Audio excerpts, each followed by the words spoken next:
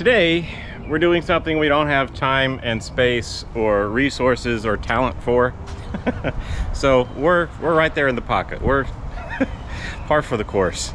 We're gonna look at a crankshaft grinder. It's big, it's heavy, it's probably worn out and not worth buying. So we're gonna go into this with a bit of skepticism here.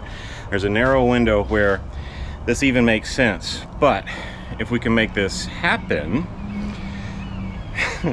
big if, right? But if we can make this happen, we'll be able to do our own crankshafts. And I think that would be pretty big if we were trying to do a bunch of engines. We've got about 24 crankshafts, and I'd imagine most of them need grinding. So let's just go take a look at this thing.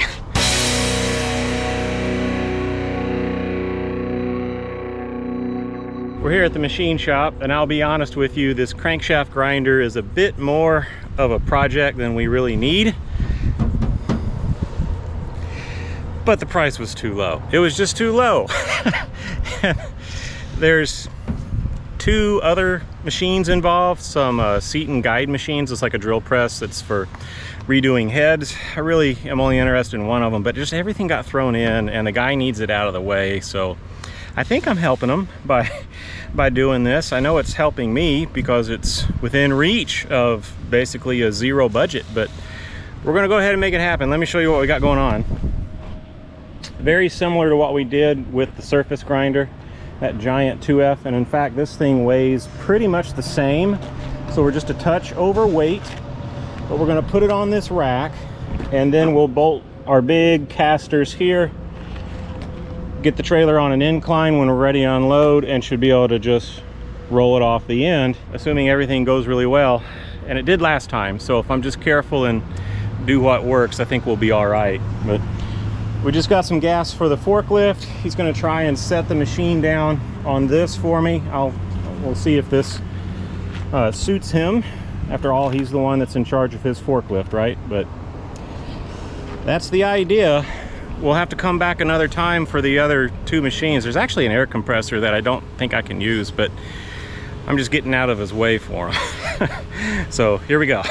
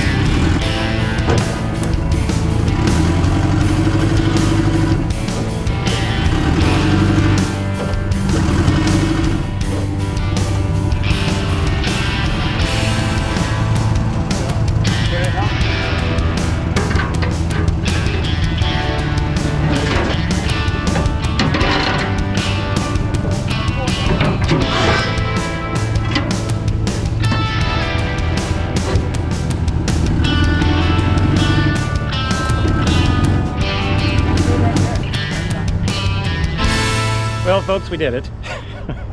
Not sure it was a good decision. I was actually going to walk away from this thing because it's really too much of a project, but there's 2, 3 maybe, if you, depending on how you count them, machines included in the deal. And for the price that I got, pretty much made this thing free. So we have a crankshaft grinder that may or may not be worthwhile. It did come with this cool balancing stand. See, you got to balance the wheels. It does not have the arbor, which is going to be kind of tricky. The thing has not been cleaned since the Middle Ages, and I think it was outside for a little bit. Really hate that, but there is some rust on it. I've found, if you can see under the gunk, there's a weld repair here, so there's been some questionable work done on it. These are the counterweights back here, and these are not original. Look at the spacers they have here, these sockets. You know, I'm not above doing stuff like that, but it just tells a story, right? It tells us that this thing may have been used up. It kind of has the look to it that it's been used up. But we'll clean it up, fix what we can, and see what it'll do for us. Have nothing to lose except maybe a few test cranks that don't go well. This wheel has so much gunk behind it that it's difficult to spin it because it's rubbing against all that gunk that's built up back there. So we have a lot of hours of cleanup and not a lot of certainty that it's going to do us any good, but I can't complain. What kid gets to have their crankshaft grinder for their VW hobby? I don't know. All right, gonna get some food and get on the road. Naturally, we're delayed for a little bit of rain. We were able to get off the road in time and get things tarped up, so we'll let this pass through. I think we might be in for 45 minutes to an hour or so, but we'll be all right. I'm at a Walmart, so I think I'm gonna go in and find some kind of surface protectant, and we'll spray this thing down once we untarp it. This is how it goes. Thrilled to have the thing at all, to be honest. Even have our little balancer thingy covered up. Isn't that cute? Okay, we made it. This crankshaft grinder is about the same weight as the Thompson surface grinder, but we've done this before, so maybe that explains why this has gone so much better so far anyway. Well, it's just been a lot easier. The surface grinder went well. It was just all very new and unproven. Like, was this trailer even going to be able to handle this monster? And it did. About 4,800 pounds there, and that's what we're dealing with here too. One thing that I think is helping is that it's long and skinny. For some reason, that seems like it's been easier to handle. It distributes the weight maybe a little better. We'll see how it does coming off the trailer. We have done the same thing with the front of the trailer lifted up so that we have a slight downward slope. Gravity is the only way I'm going to get this thing off the trailer. Now, it's so heavy that it would lift up the rear of the truck if I let it. So I have some blocks under the rear of the trailer. It's very solid there. This is a sketchy moment here coming off of that edge. We're going to want both rear wheels to come off at the same time, and to a lesser extent, same thing happening down here. And so we have these little shoes, or lawnmower blades really, to try and soften any movement that happens as we come off of the trailer. So I'm still getting things set up. Next is to finish removing things from the trailer, which there really isn't that much, and get the winch set up. I'll have to grab the snatch block and somehow chain all of this together,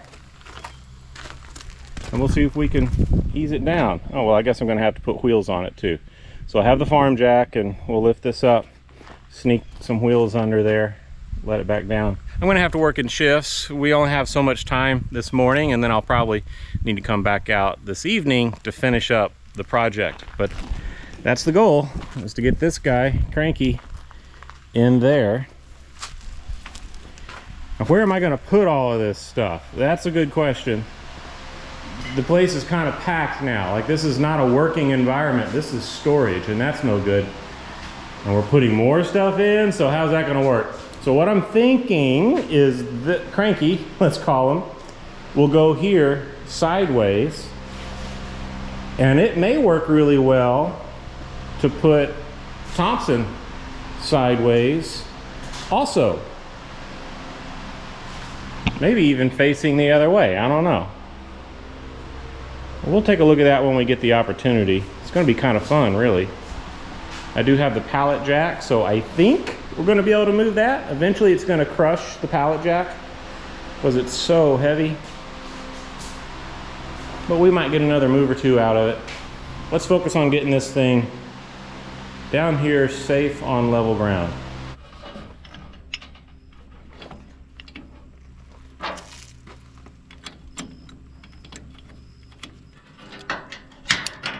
I think I want something back here just so it doesn't slip this way. Right, if this wants to keep going, which I can't imagine why it would, I don't want it to slip. I don't want it to slip at all. I want it to stay right there where it is. So I'm going to throw some 2x4s back in here to take up that space.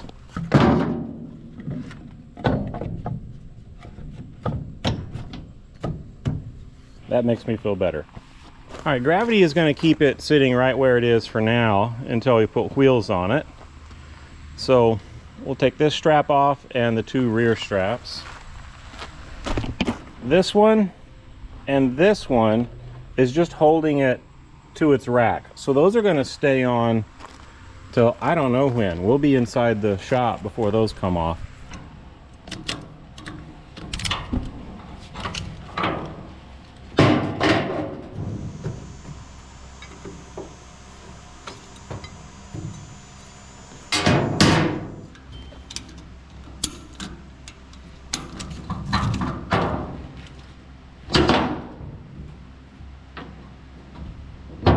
We're going to use this farm jack to lift this end up just high enough that we can slip these rigid casters under it. I like the rigid ones on this end so that we can steer with a lot more control, right? If we got down here and it wanted to go that way, I wouldn't be able to stop it. So we're really steering from the winch because that's kind of its pick point, right? And we're pivoting at the point of contact of those two rigid casters.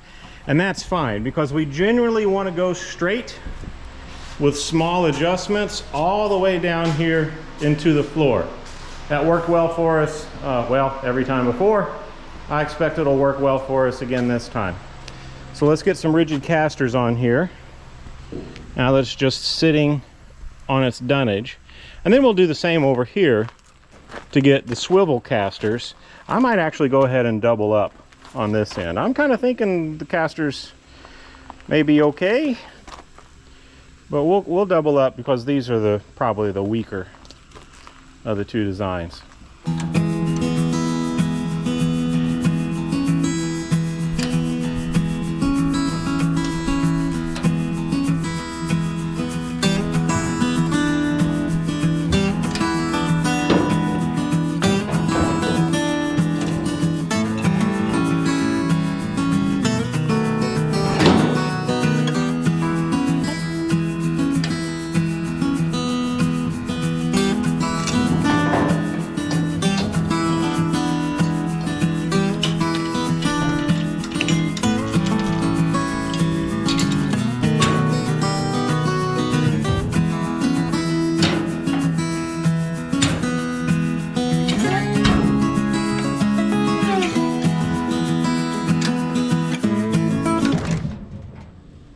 Okay, we just rolled a little bit. Looks like we had just a little bit of slack in our winch.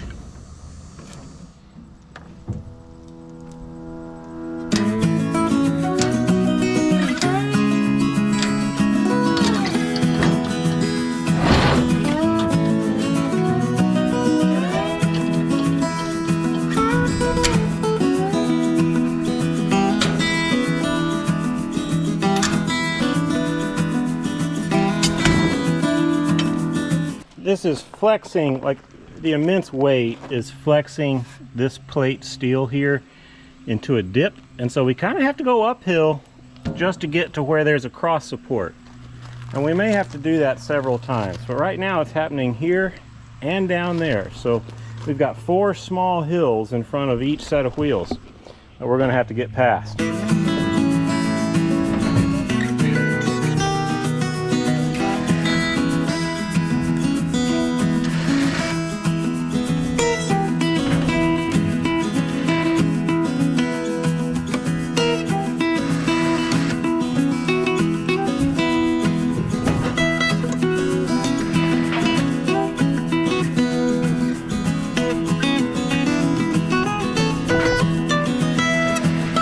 I have some flex in this bar that I'm watching closely. The other one doesn't have a pain point right in the middle, right? So it's fine.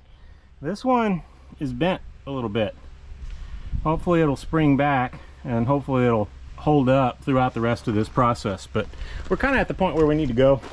So let's go.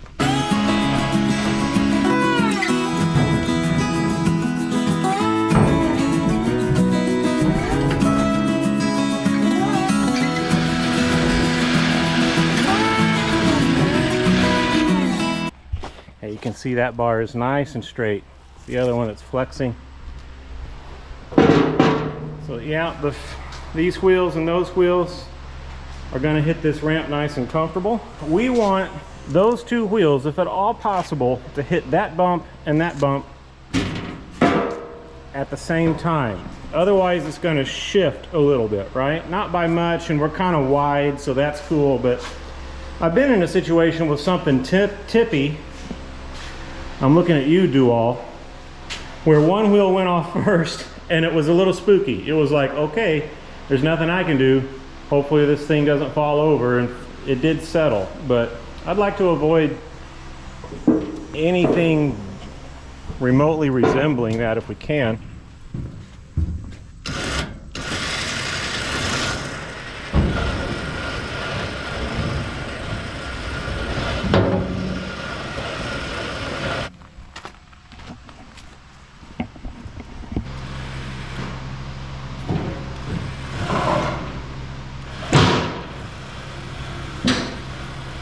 My alarm just went off for the other thing I need to be doing right now, which isn't good timing.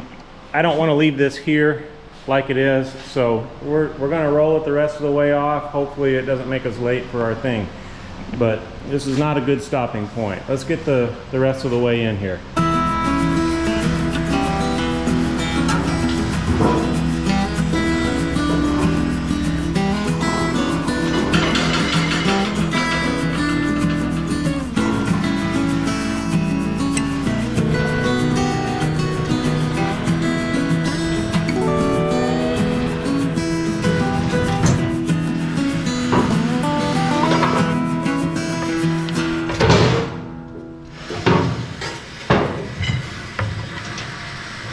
Okay, we're in.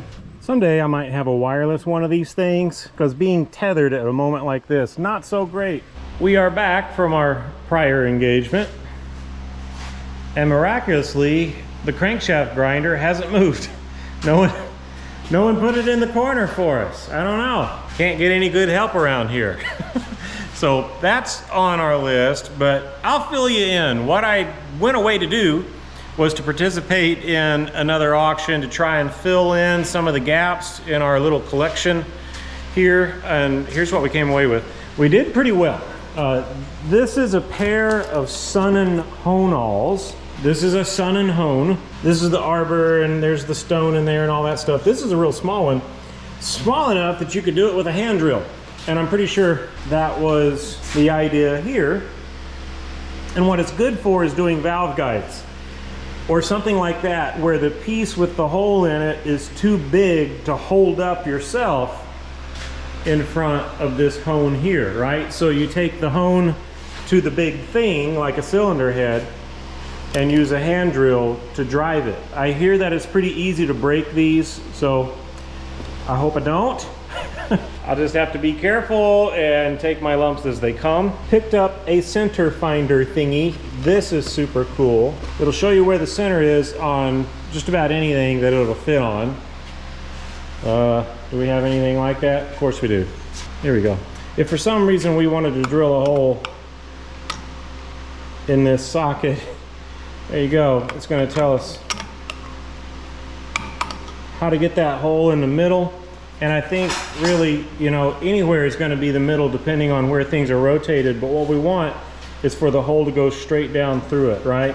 So if we had this set up in a drill press or something that we knew was going straight up and down, and we found the middle based on that plane, I guess, maybe not the right terminology, this is super nice. I've got something simpler than this that was really inexpensive and it works fine, but this is gonna work more better, I believe. Not one of those things I was necessarily looking for, but they seem well regarded, they're well made, and the price was right, so I snatched it up.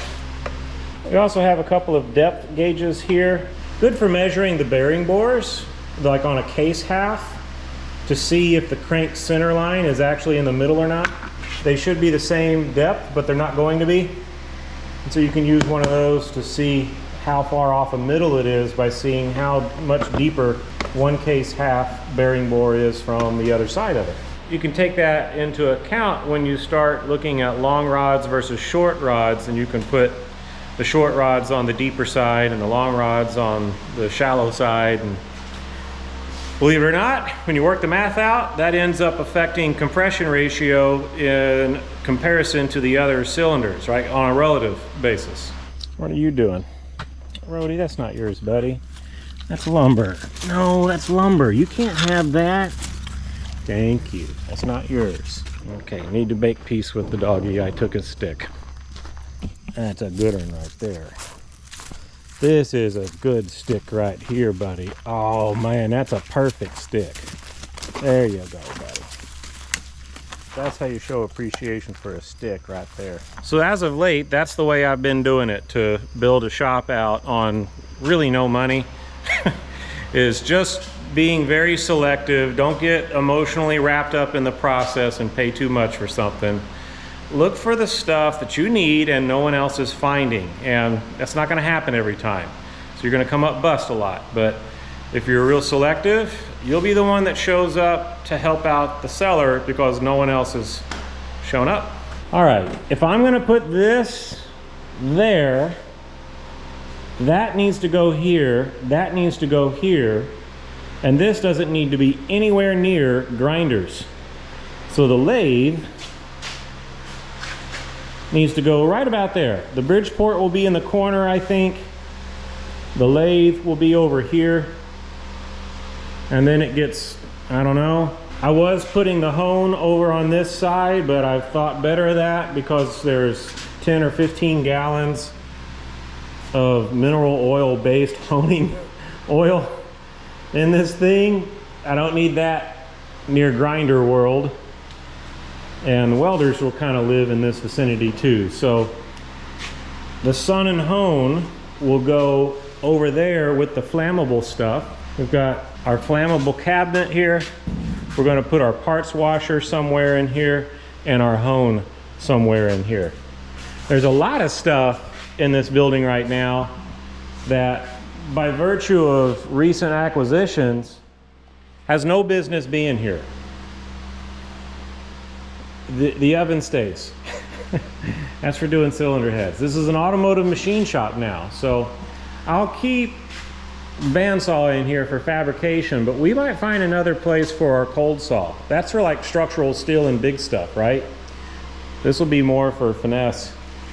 And this fabrication equipment, right? So the sheet metal brake and the shrinker stretcher and the shear. Making hard choices now. Those need to find another place to live, which is going to be kind of tough to find a spot, but I have to have room to work, right? I can cram all this stuff in here and store it, but that's not why we have it. It's not here for a collection, it's here to do stuff. So we're gonna have to make some hard choices about like bay area. How far can I bring a vehicle in? Can I actually close the door? Can I bring a vehicle in at all? I think that's the process that's gonna play out here. I have my best help with me. This is the A-team right here, right, buddy? That's the foreman. We want to get this lathe here-ish, kind of down in there-ish.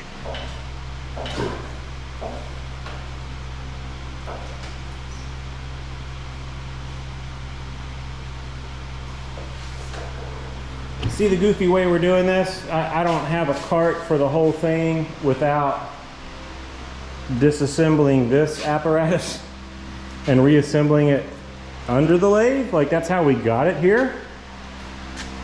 Inspector, thank you.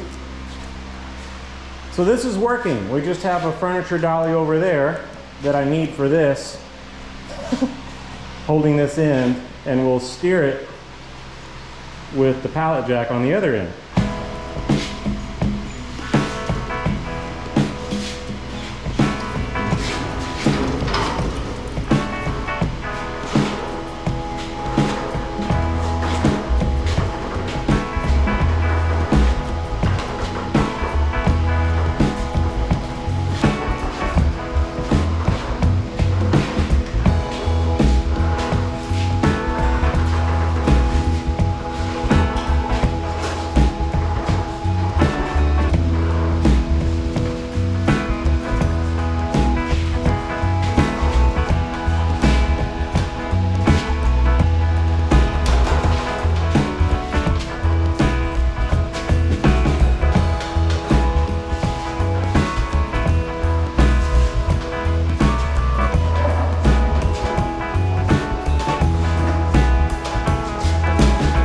Okay, that was not terribly easy, but we have a nice space here to put the mill facing this way, so kind of diagonally in the corner.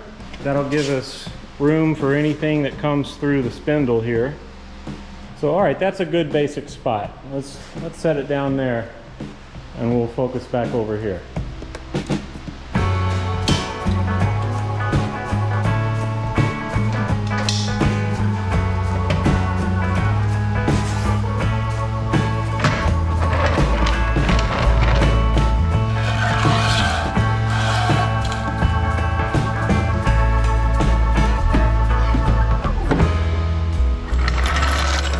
Believe it or not, one of the most satisfying things today was not just getting the lathe in place, but putting that on that. This was the mover's dolly that we used under that end of the lathe, and we needed it to do this. So now our grinding wheel balancer, this is for the crank grinder and those giant wheels, we'll be able to move near the crank grinder when we finally get it in place over there. I'm also enjoying putting things with things, right? So this is all grinder world stuff. These are attachments for the tool and cutter grinder. This is the wheel head for it, the radius dresser, more attachments and bits for the tool and cutter grinder. This is crank grinder stuff, and these are grinding wheels that came with the little surface grinder over there. But this cart is now, for the time being, dedicated to bits and bobs of grinders. And so we'll be able to find a place for it over there. Now this is machining stuff, right? Big parallels that have had a hard life. Got these for hardly anything at an auction, so why not, right? We'll throw these in a surface grinder when we learn how to use it and make sure that they're nice and accurate. But so this is beginning to be a temporary machine tool cart for the lathe and the mill. So let's put this where it goes.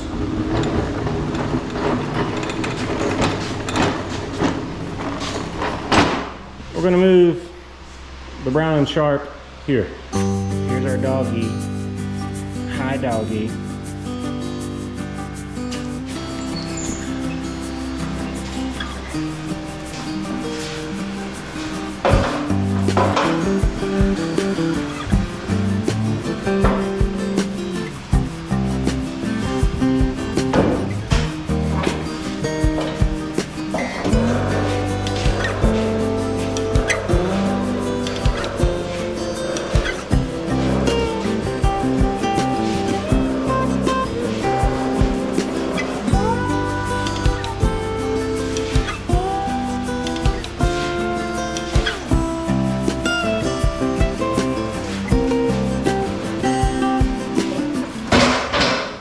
moving this with the pallet jack is a little bit sketchy. This thing has a 5,000 pound limit. This thing is 4,800 pounds. This thing is old, and this reservoir is full, which is not included in the 4,800 pounds. So we'll see if we get away with it one more time here. We want to move this. Well, basically that end of it needs to be right there. And that gives us the 6 feet that we need to squeeze it into this spot. I don't think that's going to be a usable spot, but it'll hold it for now while we figure out a million other things. All right, so let's see if we can get this thing moved.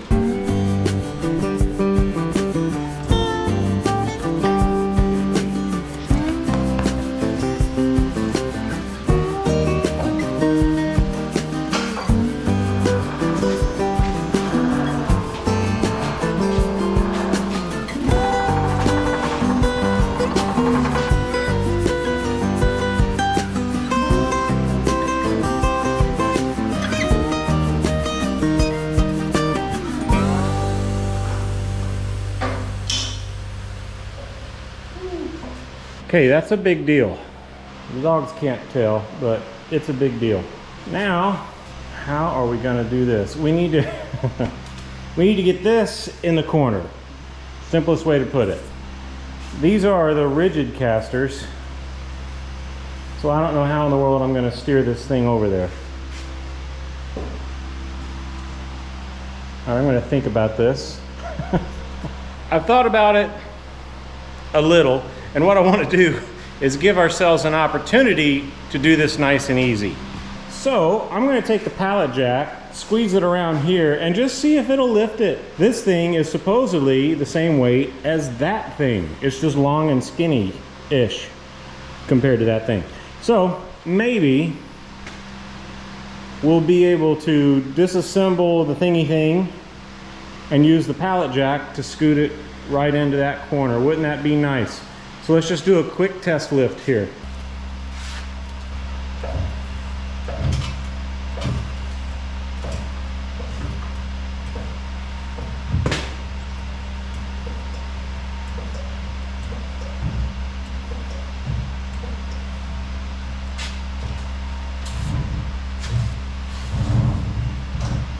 Okay, we did it. That's great. All right. I'm gonna let it down.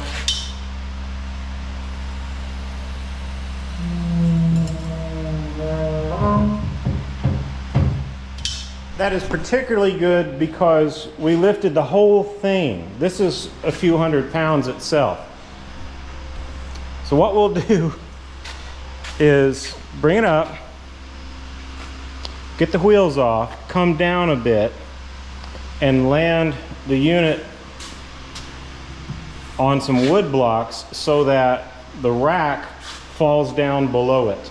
Then we'll be able to disassemble the rack from around the unit, and I'll need to make sure that I put my wood blocks basically where I can put the forks right here, because that seemed to work out pretty well with balance. Maybe a little bit more over this way because this wheel head, whatever, this is the end with the motor and it's heavier. So yeah, we'll come down this way a little bit, but this is going to be good. All right, now this bar is bending quite a bit. That's 5/16 inch steel and it's bending like that. So I want to work quickly here.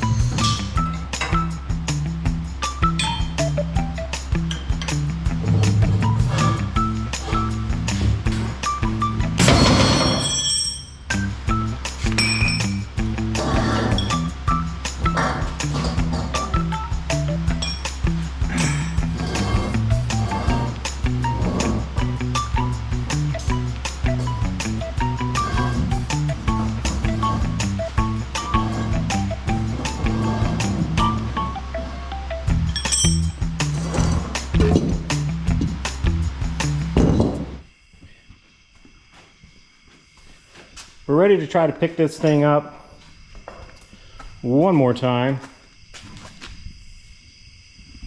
and deliver it to this spot here, kind of going this way. I'm also feeling pretty strongly that this unit needs to be turned. So it needs to be kind of at a 45-degree angle also.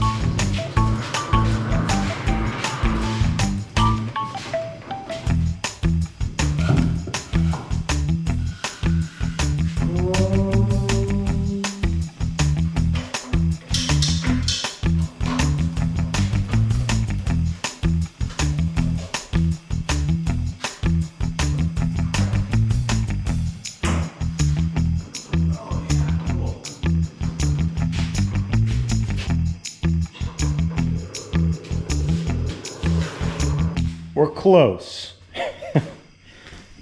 What I want to avoid is this. I want it to be out of the way of the door. I think I need to twist it more. We've got room here, so it can come this way. Let's do both of those things. Let's twist it this way and actually come back this way a little bit too. Just like interior decorating. Little to the left, little to the right. 5,000 pounds, nothing to it.